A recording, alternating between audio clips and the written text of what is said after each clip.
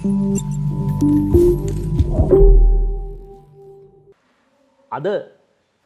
ආවෙත් පට්ට මාතෘකාවක් ගැන කතා කරා. හේතුව මේ ලංකාවේ දිනපතාම අපිට නිවුස් එකක් බැලුවත් පත්තරේ බැලුවත් දකින්න අහන්න ලැබෙනවා මේ දරුවන්ට අපල කාලයක්. විශේෂයෙන්ම මේ ළමා නැත්තම් අවුරුදු 18ට අඩු අය ළමයි ශිෂ්‍යාවු ලොකු අර්බුදකාරී තත්ත්වයකට මුහුණ දීලා තිනවා. එයාගේ අවාසනාවන්ත තත්ත්වයක් ලංකාවේ උදා වෙලා තියෙනවා. එතකොට මේ වාර්තාවල පේනවා ලංකාවේ මේ ළමා අපයෝජන ඒ වගේම නීත්‍යානුකූල නොවන ආකාරයේ ගබ්සා කිරීම පිළිබඳව දිනෙන් දින වාර්තා වෙනවා.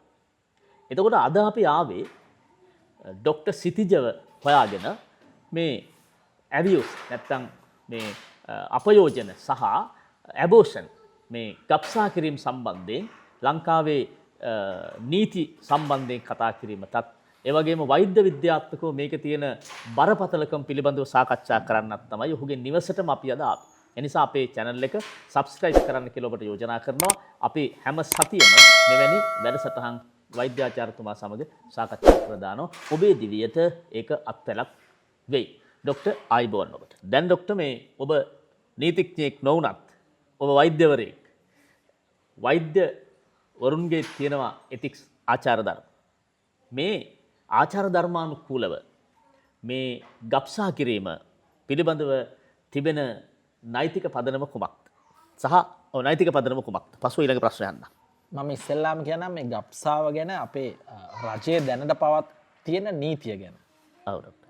අපේ ශ්‍රී ලංකාව තුළ අම්මට ඒ කියන්නේ ගැබ දරාගෙන සිටින අම්මගේ ජීවිතයට හානියක් වෙනවා නම් පමණයි ගබ්සාවක් කරන්න නීතිමය පදනමක් තියෙනවා. අනෙකුත් කිසිම කාරණාවකදී ගබ්සාව කිරීම සම්පූර්ණයෙන්ම නීති විරෝධී. ඒ කියන්නේ අම්මගේ ජීවිතයට ත්‍රෙට් එකක් නම් අම්මගේ ජීවිතයට හානියක් නම් පමණක් ගබ්සාවක් කරන්න තමයි ලංකාවේ නීතිය අනුව තියෙන්නේ. ඔව්. හොඳයි. දැන් ඒ තමයි වෛද්‍ය විද්‍යාත්මකවද නැත්නම් ලංකාවේ තියෙන නීතියට අනුව එහෙමයි. එතකොට දැන් ඩොක්ටර් අපි හිතමු ඒ දරුවා මේ ගැබ තුල වර්ධනය වෙන දරුවා යම්කිසි අංග විකල දරුවෙක් නම් එහෙම මොකද අද ස්කෑන් වලින් හොයාගන්න පුළුවන් ගැබ ඇතුළේ දරුවා කවුද කියලා. අර ඒ කාලේ තමයි වෛද්‍ය විද්‍යාව දියුණු නැති කාලෙක තමයි අර කන තියලා බැලුවේ කොල්ලෙක්ද කෙල්ලෙක්ද කියලා. අද අපිට පුළුවන් ස්කෑන් යන්ත්‍රයෙන් බලන්න. එහෙන් බලේ දරුවාගේ යම්කිසි විකලාංග සහිත දරුවෙක් නම් ඒ දරුවා බිහි කිරීම සමාජයට ප්‍රශ්නයක් අම්මට තාත්තට ගැටලුවක් නෙමෙයිද ඩොක්ටර්? ඔබේ අදහස මොකක්ද? මං අහන්නේ පෞද්ගලිකව. වෛද්‍යවරයා පැත්තකින් තියන්න, ආචාර ධර්ම පැත්තකින් තියන්න. හුදු මනුෂ්‍යත්වයේ මත සලකා බැලුවොත් මේ අංග විකල දරුවෙක් ගැබ තුල වර්ධනය වෙලා එළියට ආවොත් ඒක අනුමත කළ හැකිද? ඒක ගැටලුවක් නෙමෙයිද?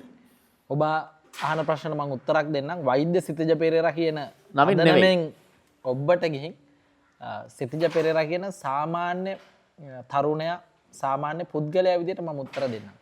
ඇත්තටම ලංකාවේ තියෙන නීතිය අනුව අපිට එහෙම දරුවෙක් වාර්තා වුණා කියලා හිතන්නකෝ. කියන්නේ ඔළුව නැති ඇනෙන්කෙෆැලි කියලා අපි කියන එකේ වෛද්‍ය නම ඇනෙන්කෙෆැලි. හිසක් නැති දරුවෙක් අඳුනගත්තා කියලා. නෑ නෝමලි ස්කෑන් එක. කියන්නේ අපේ නෝමලි ඒ කියන්නේ අවුලක් තියෙනවද කියලා බලන්න ස්කෑන් එකක් කරනවා සති 19ක් වගේ කාලය ඇතුළත. ඉතින් එහෙම ආවත් අපිට නීතිමය අවසරයක් නැහැ මේ බබාගේ මේ බබව නැති කරලා දාන්න.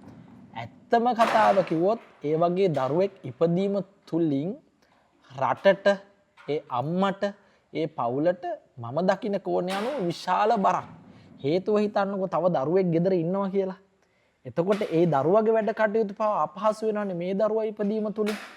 අනිත් එක මේ දරුවා නිසකව යම් කාලයක් ගිහිල්ලා මැරෙනවා. ඒක උපතදී වෙන්න පුළුවන්, පස්සේදී වෙන්න පුළුවන්. පැහැදිලිද? ඒ වගේ හිතන්නකෝ තව විවිධ විකෘතිතා තියෙන දරුවෝ කියලා. අපි දකින්නවනේ අද විකෘතිතා තියෙන අත්පය පාද හතරම වැඩ කරන්නේ නැති දරුවෝ. මේගොල්ලෝ දැන් මේ මව් කුස තුලනේ ඉන්නේ. මෙයාලා එළියට ඇවිල්ලා දැන් අපි එළියට ආවහම ඉස්සෙල්ලාම කරන්න අපිට නමක් තියලා අපිව වෙන් කරගන්නවනේ. ඔබතුමා විජිත මේ කැමරා කරන අය ශාන්ත මම සිතිජ මගෙන ඕන බුද්ධිමාව වශයෙන්.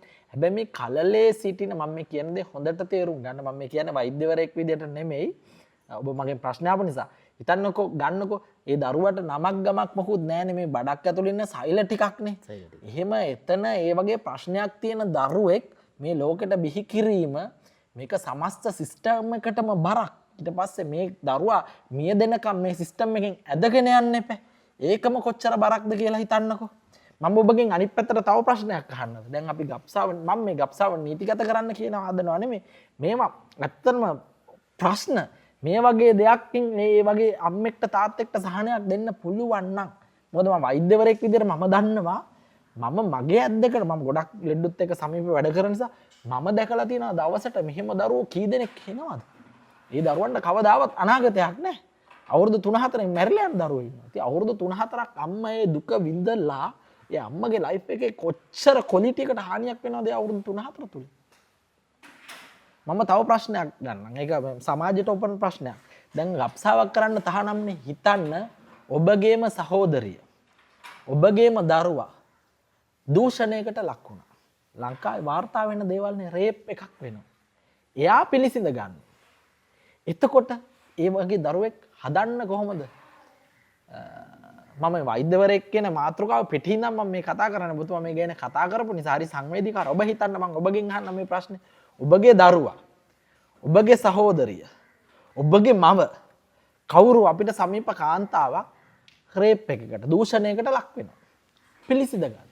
අපි මොකද කරන්නේ? හිතන්න බලන්න.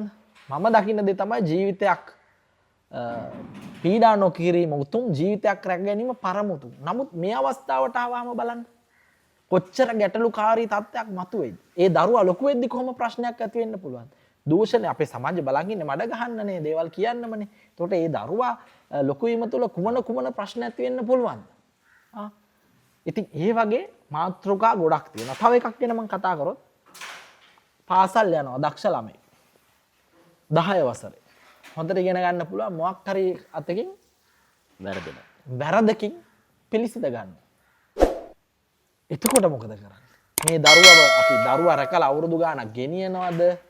ඉතින් මේවා කතා බහට තුඩු දෙන මාතෘකා. මේවල pros and cons plus and negative අපිට ගොඩක් එළි වෙනකන් කතා කරන්න. ඔව් අපි දැකලා තියෙනවා සමහර පුවත්පත්වල වාර්තා වෙලා තියෙනවා දැරිවියක් දරුවෙක් බිහි කරයි කියලා. බලපම ડોක්ටර් කිව්වා වගේ අවුරුදු 16ට අඩු මේ දැරිවිය. දැන් ડોක්ටර් දැන් අපි ඔය සංවේදී කාරණේ කතා කරා. ඔබ කීවා එවැනි දරුවන් නීතිමය වශයෙන් අවසරයක් නැහැ ගබ්සාවට. නමුත් ඔබ සමාජමය වශයෙන් වෛද්‍යවරයා පසකලා සිතිජ හැටියට ඔබ කතා කරේ මේක මෙහෙම අංග විකල දරුවෙක් බිහිවීම කතරම් ඛේදවාචකයක්ද කියලා. දැන් ડોක්ටර් අපිට බැරිද මේ ඉන්න අපේ ළමයින්ට මට මතකයි ගිය අවුරුදු වල දැඩිව සාකච්ඡා කරා මේ ලිංගික අධ්‍යාපනය පාසල් පද්ධතියට ඇතුළු කරන්න ඕන කියලා. නමුත් අපේ මේ ස්වාමින් වහන්සේලා හාමුදුරුවරු සමහර දැඩි සංස්කෘතික වාදියෝ අතිපරිශෝධනවාදියෝ දැඩිව මේකට විරුද්ධත්වයේ පළ කරා. ලංකාවේ මේක එපා කියලා මැදගොඩ අබේති සාමුදුරේ මේක දැඩිවල්ලා විසිකරුවමට මතකයි. තාම මැවිලා පේන අධ්‍යාපන අමාත්‍යාංශ මේ සාකච්ඡාවලදී. ඉතින් එහෙම පරිසරයක් තියෙද්දි ඒ අය කිසිසේත් මේකට මැදිහත් වෙන්නේ නැහැ. ඇයි මේ ගබ්සා මේ පොඩි ළමෙක් එහෙනම් මේ රට දූෂණයෙන් තොර ලිංගික අපරාධ වලින් තොර දේශයක් බවට පත් වුණා නම් අර ස්වාමින් වහන්සේලා කතා හරි අපේ ડોක්ටර්. ඒක ඔබට අදාළ නැහැ මේක මගේ අදහස්. ඒ නිසා නැත්තම් මේක බලන ප්‍රේක්ෂකයන් මේක බලන හිතාවි ડોක්ටර්යි මායි එකතු වෙලා මේ සංඝ પરම්පරාවට ගැහුවා කියලා. මම මේ ඔබ නෙමෙයි මමයි මේ කතාව කියන්නේ. ඒ නිසා මේක මට චෝදනාවක් එල්ල වුණා විනා ඔබට චෝදනාවක් එල්ලවන්නේ නැත. එතකොට ડોක්ටර් අපි පොදුවේ දෙන්න පුළුවන් අදහස මොකක්ද? ඇයි අපි මේ ගැප් ගන්න තත්ත්වයකටපත් වෙන්නේ? මේකෙන් වැළකෙන්න බැරිද? මිනිස්සුන්ට ලිංගිකත්වයේ අත්‍යවශ්‍ය මනෝමය අවශ්‍යතාවයක්. එතකොට මේකෙදි කොල්ල කෙල්ලන්ට මෙහෙම සෙක්ස් ෆීලිං එනවා. තරුණ වයසේදී එහෙම නාවොත් ඒක ප්‍රශ්නයක්. විද්‍යාත්මකව කොල්ලෙකුට කෙල්ලෙක් ගැන කෙල්ලෙකුට කොල්ලෙක් ගැන හැඟීමක් එනවා. අර අනිකුත් ලෙස්බියන් ආදී පැත්තකින් තිබ්බත්. ડોක්ටර් බැරිද මේ මොනවද දෙන්න පුළුවන් වෛද්‍යවරයෙක් විදිහට උපදෙස් මොනවද මේ ගැප් ගැනීමකින් තොරව ලිංගික සම්බන්ධයක් පැවැත්වීම සඳහා එහෙම නැත්නම් ගැප් ගන්නේ නැති වෙන්න යම් ලිංගික සම්බන්ධයක් පාතුර හදිසි අවස්ථාවකදී ගැප් නොගෙන ඉන්න මොනවා හරි තියෙනවද වෛද්‍ය මේ ක්ෂේත්‍රය තුල පාවිච්චි කරන්න පුළුවන් දේවල්. මොනවද දෙන්න තියෙන උපදෙස් මේ පරම්පරාවට දෙන වටිනාම අදහස් ටිකක් ડોක්ටර් මේක. පැහැදිලිවම අපේ සිස්ටම් එක තුළ විවාහයේ සිට අවසන් වෙනකම් ලයිෆ් සයිකල් ඇප්‍රෝච් එක තුළ අපේ සිස්ටම් එකක් හදලා තියෙනවා. එක හොඳ සිස්ටම් එකක් දුවලා තියෙනවා. නමුත් මේ වගේ සමහර සෙන්සිටිව් ටොපික් වලට එද්දී විවිධ බාහිර කාරණා නිසා අපිට අඩියක් ගන්න පස්සට වෙලා තියෙනවා. අපේ කරිකියුලම්ස් වල අපේ ෆැමිලි හෙල්ත් බියුරෝ පවුල් සෞඛ්‍ය කාර්යාංශ තුලින් ලස්සන ප්‍රෝග්‍රෑම් මේවලට හදලා තියෙනවා. හැබැයි වැඩේ වෙන්නේ මේවා ප්‍රායෝගිකව ක්‍රියාවට නගන්න ගියාම සමාජය දක්වන මැදිකම මම දකින දේ පැහැදිලිව අපේ අවයනස් අපේ ඉස්කෝල තුල ලිංගික අධ්‍යාපනය ලිංගික කරුණු කියන දේවල් අපි දැනුවත් කරන්න ඕනේ. ඒවම දැන් අපි තුල තියෙන දැන් අපිට ඇක්සස් තියෙනවා. අපි ඇක්සස් පාවිච්චි නොකිරීම තමයි තියෙන්නේ. අපි මම දකින විදිහට අපි ප්‍රධාන වශයෙන්ම කරන්න ඕන පාසල් වල ලිංගික අධ්‍යාපනය වැඩි කරන්න ඕන. ඒ කියන්නේ මම දකින කෝණය. ඒ කියන්නේ අපි ඒගොල්ලන්ට කියලා දෙන්න ඕන. මේක කොහොමද කරන්නේ? මෙහෙම හදිස්සි හරි වුණොත් අපි කොහොමද පරිස්සම් වෙන්න ඕන? මේ සඳහා ගත යුතු ක්‍රියාමාර්ග මොනවාද? උපත් පාලන ක්‍රම මොනවාද කියලා අපි ඒගොල්ලන්ට හරි ක්‍රමවත් විදියට මම හරි පිළිවෙලකට සිස්ටමැටිකලි අපි ටිකෙන් ටික ඒ අදාළ කොටසට ලං වෙලා මොකද ඒගොල්ලෝ බොහොම තරුණ ප්‍රජාවක් ඉන්නේ. ඒගොල්ලන්ට බොහොම සමීප වෙලා මේ අධ්‍යාපනය දුන්නොත් හොඳයි කියන අදහස තමයි මම ඉන්නේ. එතකොට දැන් යම් වෙදියකින් ගෑනු ළමෙක් සහ පිරිමි ළමෙක් සම්බන්ධයක් වෙලා මොනවා හරි දෙයකදී අනාරක්ෂිත ලිංගික සම්බන්ධයක් පැවැත්වුණොත් ඇයට ගත හැකි ක්‍රියාමාර්ග මොනවද මේ ගර්භණී මාතාවක් බවට පත් කිරීමෙන් වළක්ව ගන්න? ඒක මොකද සරලවම වර්ග පෙති වර්ග මේවා වෙනද පෙළේ තියෙනවද? ඔව් පෙති වර්ග තියෙනවා. මොකද හදිස්සි උපත් පාලන ක්‍රම තියෙනවා. ඒක හරි සංකීර්ණ මාතෘකාවක්. ඔබ පහසුවෙන් මාධ්‍යවේදියෙක් විදිහට ප්‍රශ්න ඇහුවට වගකීමක් තියෙන කෙනෙක් විදිහට මේ දෙකට උත්තර දෙද්දි මම හරි පරිස්සමෙන් තමයි මේක උත්තර දෙන්න ඕන. මොකද මේ වගේ දෙයක් ඊට පස්සේ අපේ තරුණ පරම්පරාව සහ පාසල් යන ප්‍රජාව වැරදියට ගන්න පුළුවන් නේ. ඔය දැන් ડોක්ටර් සිසිද මෙන්න මෙහෙම උපදෙස් දුන්නා කියලා සමහර සමාජගත වෙන්නත් පුළුවන්. ડોක්ටර් ගාවට ඇවිත් නැද්ද මේ වගේ ප්‍රශ්න වලට මුහුණ දීපු අය අනේ ડોක්ටර් රහසිගතව අනේ ડોක්ටර් මේ මට මෙහෙම ප්‍රශ්නයක් තියෙනවා අපි මෙහෙම ගැටලුවක් වෙලා මම රට යන්න යනවා ඒ නිසා මට මේ දරුවා එක්ක යන්න බෑ මේ කුසේ දරුවෙක් වැඩෙනවා මේක ඇබෝෂන් කරලා දෙන්න ලක්ෂ ගණන් දෙන්නම් ඒ වගේ කතා ડોක්ටර්ගේ පෞද්ගලික කතා කරන්නේ නැද්ද? මං ගාවට ඒ වගේ දිනපතා ඒ වගේ ප්‍රශ්න එනවා. මම නම් බොහොම වෙනස් න්‍යායක් තමයි කරන්නේ. මොකද මම හැම වෙලේම අපේ රජයේ පවතින නීතියට අපි යටයි. වෛද්‍යවරයෙක් විදිහට ඉතින් ඒ නීතිමය ක්‍රියා පාටිය තමයි අපි පාවිච්චි කරන්නේ. ගබ්සාවක් නම් කරන්න අපිට කිසිසේත්ම අයිතියක් නැහැ. නමුත් මම ඔබට මෙහෙම දෙයක් කියන්නම්. ලංකාවේ ඔබ දන්නවා ඇති ලිංගිකව එකතු වෙන්න කැමැත්ත අනුව වයස ඔබ දන්නවද කියලා? 16. 16ට වඩා වැඩි කෙනෙක්ට 16 පැන්න ළමයෙක්ට කැමැත්තෙන් සංසර්ගයක එකතු වෙන්න නීතිමය පැත්තෙන් අවසරයක් තියෙනවා. හැබැයි 16ට අඩුවෙන් වයස අවුරුදු 16ට අඩුවෙන් කැමැත්තෙන් උනත් ඒක අපි ගන්න රේප් ලෝ එකක් විදියට. කැමැත්තෙන් උනත් 16කට අඩු ළමයෙක්ට ලිංගිකව එකතු වෙන්න බෑ. ඒක අපි අපරාධයක් විදියට තමයි දකින්නේ. හැබැයි වෛද්‍යවරයෙක් විදියට මේක අනිත් පැත්තට කියන්න ඕන කුමන හෝ කෙනෙක් ඇවිල්ලා අපෙන් යම් සර්විස් එකක් බලාපොරොත්තු ගබ්සාවක් නෙමෙයි මම කියන්නේ උපත් පාලන පැත්තෙන් අපි කියන්නේ අපෙන් සර්විස් එක බලාපොරොත්තු වෙනවා නම් වෛද්‍යවරු හැටියට අපි බැඳිලා ඉන්නවා අපේ ක්ලයන්ට් ඒ සර්විස් එක දෙන්න. මම ගබ්සාව ගැන නෙමෙයි කියන්නේ. උපත් පාලන ගැන තමයි මම කියන්නේ. කවුරු හරි කියනවා නම් 16ට අඩු හෝ ළමෙක් ඒක නීතිමය පැත්තෙන් වැරදි. මොකද අපි නීතිය ක්‍රියාත්මක කරන නිලධාරි නෙමෙයිනේ.